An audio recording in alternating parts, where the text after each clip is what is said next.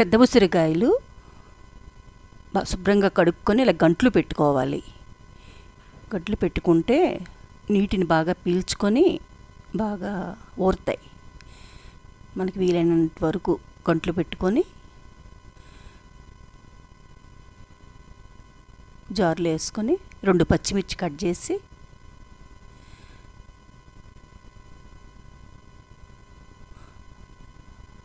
అందులో వేసి బాగా మరగబెట్టి చల్లార్చిన నీళ్ళు ఆ ఉసిరికాయలు మునిగినంత వరకు వేయాలి. నెక్స్ట్ సాల్ట్ కొంచెం ఎక్కువే పడుతుంది, 3 or 4 స్పూన్స్ వేసుకొని రెడ్ చిల్లీ పౌడర్ పొడి కారం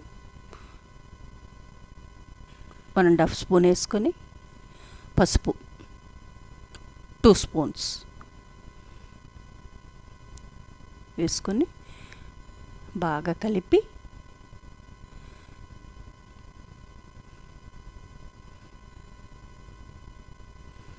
మూత పెట్టి రెండో రోజు ఒకరోజు బాగా కలుపుకోవాలి.